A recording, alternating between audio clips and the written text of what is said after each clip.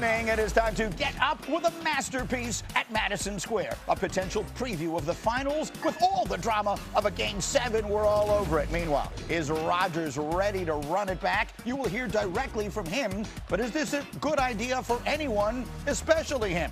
Plus, the D in Big D stands for Dak's declaration. The Cowboys QB says the time has come. We've got the one move they absolutely need to make to put them over the top right now. All that. Get up with you. Take a look at the squad we got working today.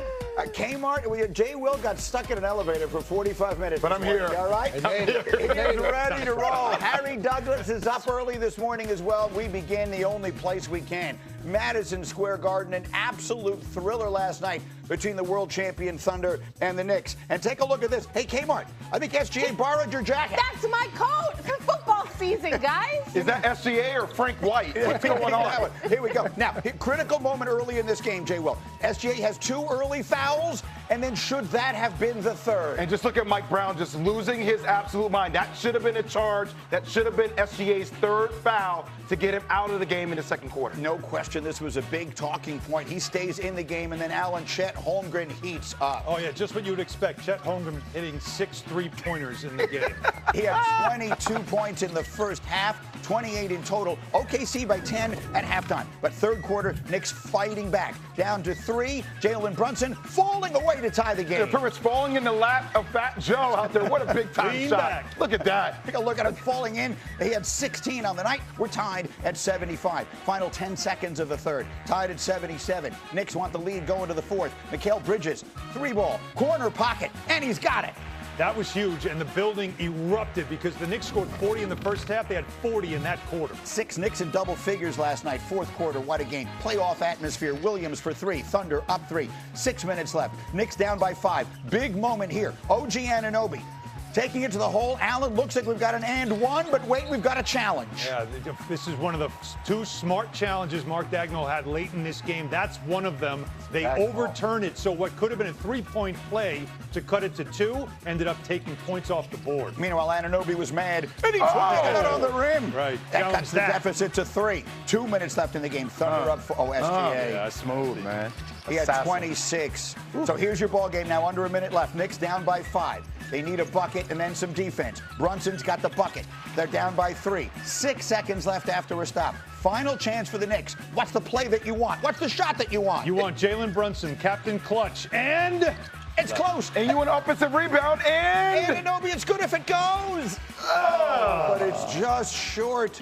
And OKC holds on to win it 103-100 in a game that once again had a playoff feel. Allen, you were in the building as you are for all of the games right next to that Thunder bench. How would you describe the drama of the night? Yeah, I would say that we'll take 7 of those, please, in June, because that type of atmosphere, the drama, the way these 2 teams went at it and fought. 2 teams coming off back-to-backs, second game back-to-backs, both of them coming in late that night before, and you still got yourself an outstanding battle on that court. It definitely had Game 7 energy. But I don't know, my biggest takeaway watching it, even though it was a great game, came close down the stretch, it still felt to me like there was a sizable gap between the 2 teams. No Isaiah Hartenstein, no Jay Will, no Alex Caruso, and it's the amount of bodies that OKC can put on you. And Jalen Brunson is talented, super talented, but the types of guards that they can throw at him can wear him down, it feels like, over time. He was off a little bit in the game offensively, but he still put up a double-double. He had a ton of assists.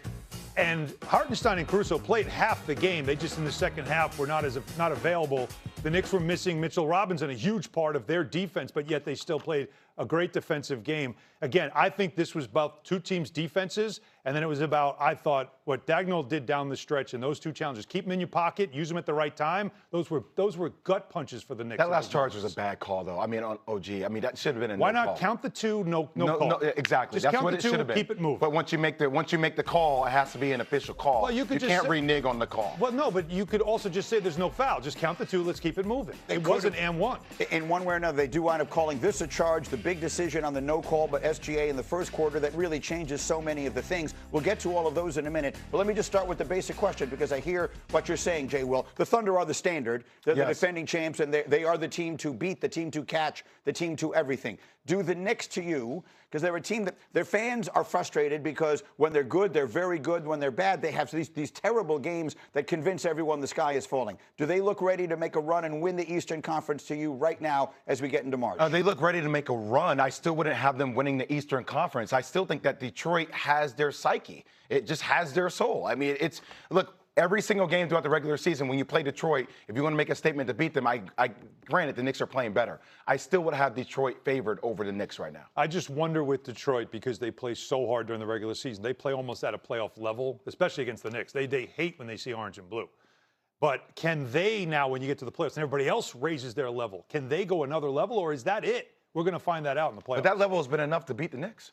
During the regular season. In the regular season. See, that's an interesting way. I used to say that all the time about Tom Thibodeau's teams. Yep. The Tom Thibodeau's teams, people would say they underachieve in the postseason. I would always say, no, they don't. They overachieve in the regular season. Right. They treat the regular season with a degree of reverence and seriousness that too many teams in the NBA do not. So they give you an impression of who they are, and then they don't have another level to take it to in the playoffs. Maybe that's what you're talking about with the Pistons here, when the lights come on, and maybe Jason Tatum comes back, and maybe the Knicks, this defense that they have that's coming on a little bit. East is going to be good. And I'm game planning for you game after game. I have days off in between. There's no schedule issues. So there's a lot of things in the playoffs that change, and we're going to see if Detroit can take it to another level. We're going to hear from Mike Brown a little bit later in the hour here, as we have a lot of time to dive into this game a few different ways.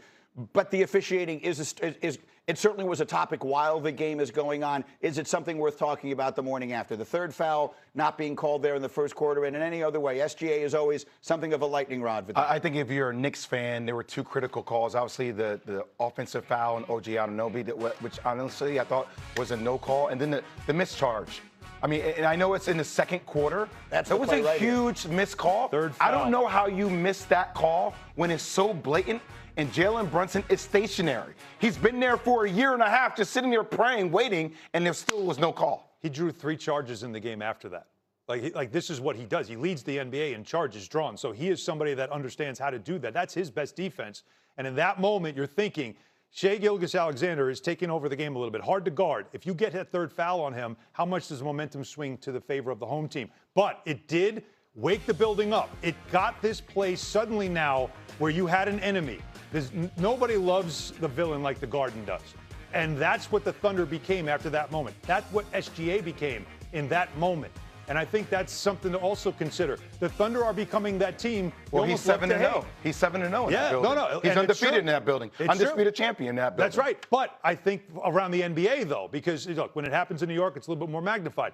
They are becoming that team you love to hate. They really are. There's nothing better for the NBA than that. Okay, see the villains.